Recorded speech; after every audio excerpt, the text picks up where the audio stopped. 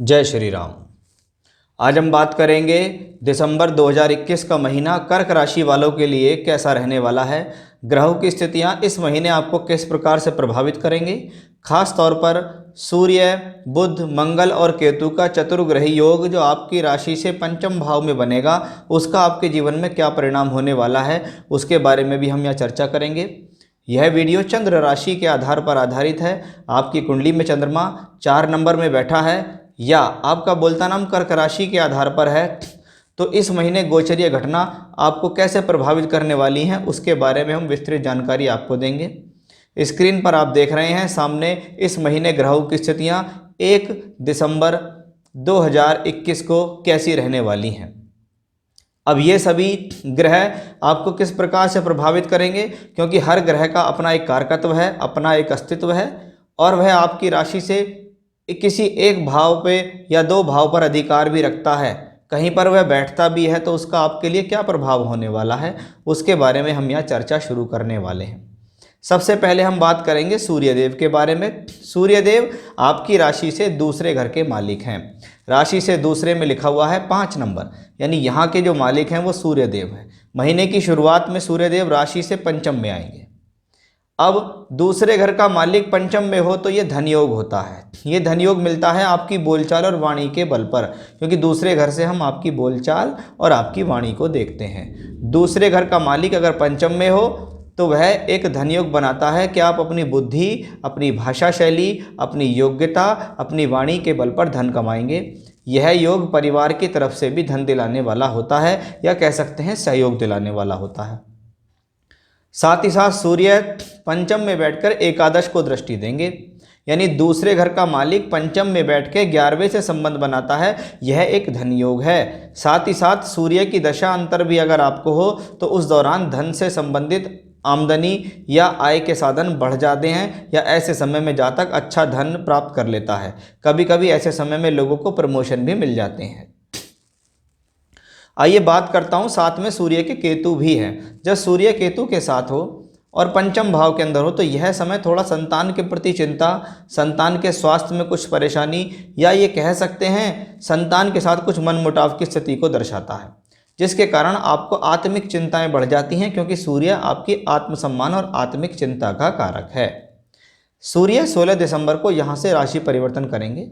राशि परिवर्तन करने के बाद सूर्यदेव दूसरे घर के मालिक होकर छठे घर में ट्रांजिट करेंगे, जहाँ पर बृहस्पति की उनकी मित्र राशि होगी। लेकिन जब दूसरे का मालिक छठे घर के अंदर हो तो आपका पैसा बीमारी में, कर्ज उतारने में, या आपके ऊपर किसी का प्रेशर आ गया है कि भाई आपने मुझसे कर्ज लिया था, आपने मुझसे लोन लिया था, तो इस कर्ज को उतार दीजिए या इस लोन को आप उतार दीजिए, तो उसके लिए थोड़ा प्रेशर आ जाता है। कभी कभी बीमारी पर भी खर्च करने का योग इस कॉम्बिनेशन को कहा जाता है। सूर्य जब द्वितीय शो के छठे घर में हो तो अपनी भाषण शैली, अपनी वाक शक्ति, अपनी बोलचाल पर आपको अवश्य ध्यान देना चाहिए, क्योंकि ऐसे समय में कभी कभी आप एक्स्ट्रा स्पोकन भी हो जाते हैं। गलत बोलने के कारण दूसरे का मन दुख सकता है, तो इसका आप ध्यान रखिएगा। खासतौर पर हेल्थ का भी ध्यान आपको 16 दिसंबर के बाद रखना होगा। बात करते हैं मंगल के बारे में। कर्क राशि वालों के लिए मंगल मित्र ग्रह भी हैं, योग कारक ग्रह है, यानी एक ऐसा ग्रह जो केंद्र त्रिकोण दोनों के फल देता हो। मंगल आपकी राशि से पंचम के मालिक हैं, मंगल आपकी राशि से दशम के मालिक हैं। पंचम भाव विद्या, बुद्धि, संतान, मंत्र सिद्धि, योजनाओं के लिए जाना जाता है। बुद्धि के द्वारा कार्य करने के लिए जाना जाता है। 4 दिसंबर को राशि के मालिक मंगल तुला राशि से निकलकर पंचम भाव में आएंगे। पंचमेश का पंचम में जाना शिक्षा, बुद्धि, विद्या के लिए अच्छा है। कुछ नया काम शुरू करने के लिए अच्छा है, पढ़ाई स्टार्ट करने के लिए अच्छा है, एडमिशन लेने के लिए अच्छा है। संतान प्राप्ति की संभावना भी दिखाता है। साथ ही साथ ऐसे समय में यदि आप संतान के लिए प्रयास करेंगे तो ये कंसीव करने का अच्छा समय होगा। कल का पंचमेश होकर पंचम भाव में चलना अपने आप में एक बेहतर स्थिति को दर्शाने वाला है, क्योंकि पंचमेश जब पंचम में हो तो 5वें घर से संबंधित सभी कार्यों में आपको सफलता मिलती है। क्योंकि मंगल दशम भाव का मालिक भी है, इसलिए यह कार्य क्षेत्र के लिए अच्छा है, क्योंकि दशम का मालिक त्रिकोण स्थान में स्वग्रही होकर चलेगा। वहीं मंगल की एकादश भाव पर दृष्टि इस भाव की बात की पुष्टि करती है कि आप जो शिक्षा करेंगे, आप जो पढ़ाई करेंगे, आप जो दिमाग लगाएंगे, उसके लिए ये सभी कॉम्बिनेशन अच्छा है। आप अपने कार्य क्षेत्र में भी धन अर्जित अवश्य करेंगे।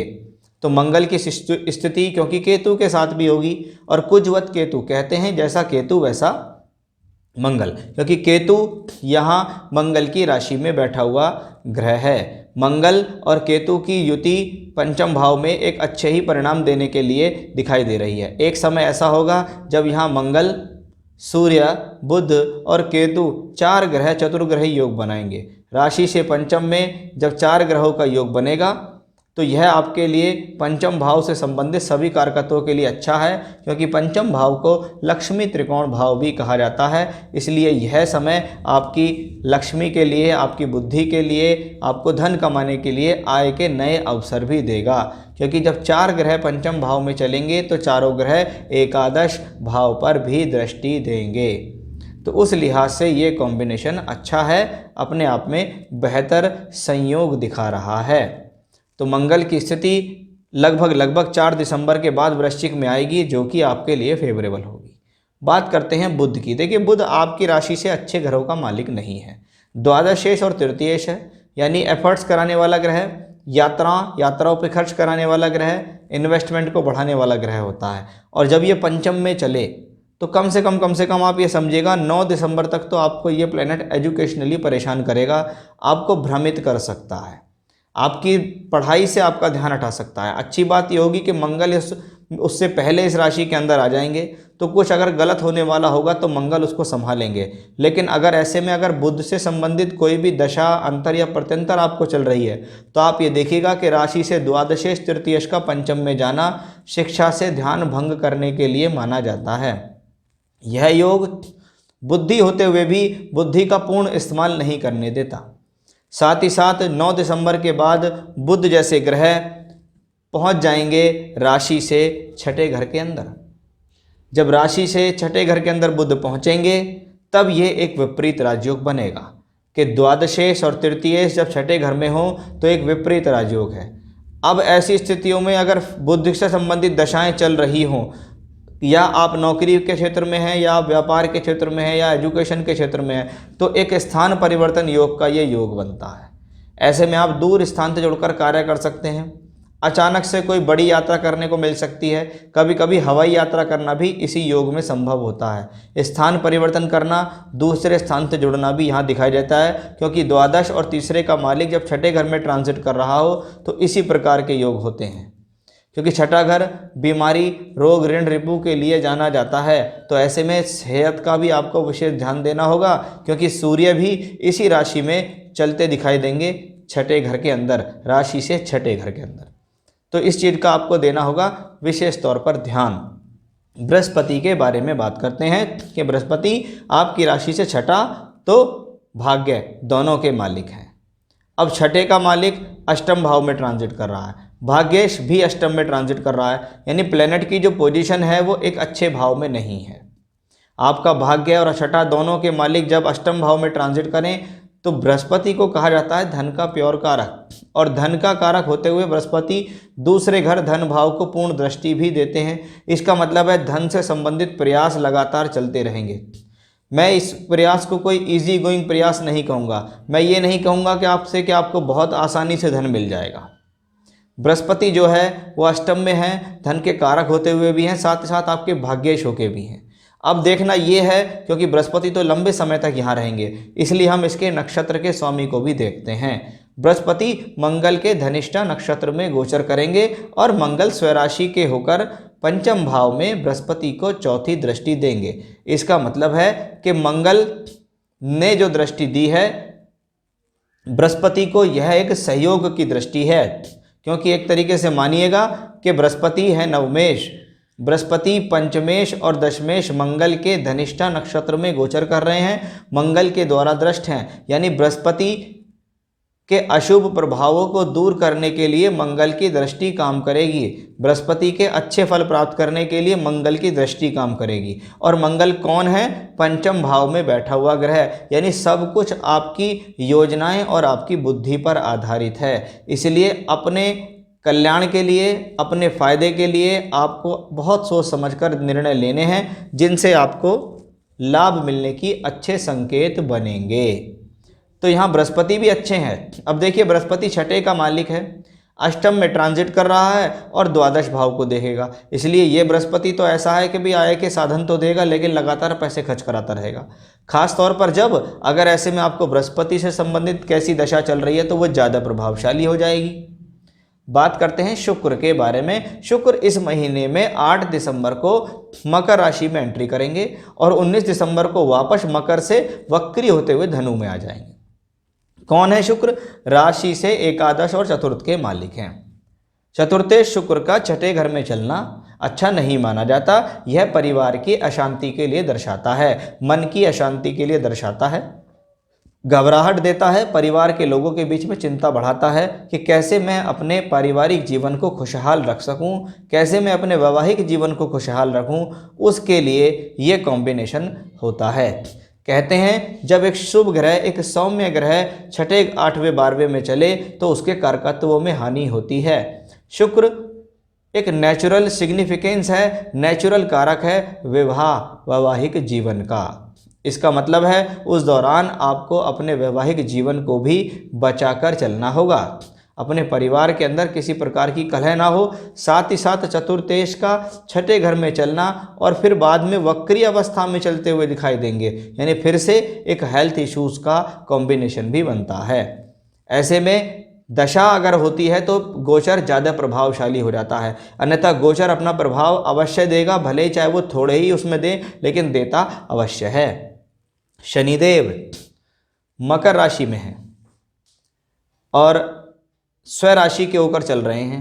अच्छी बात क्या है? ग्रह राशि से सप्तम में हैं, स्वराशि के हैं और युवा अवस्था में हैं। 12 से 18 डिग्री में कोई प्लेनेट अगर ट्रांजिट करे तो इसको हम कहते हैं युवा अवस्था में चलने वाला ग्रह।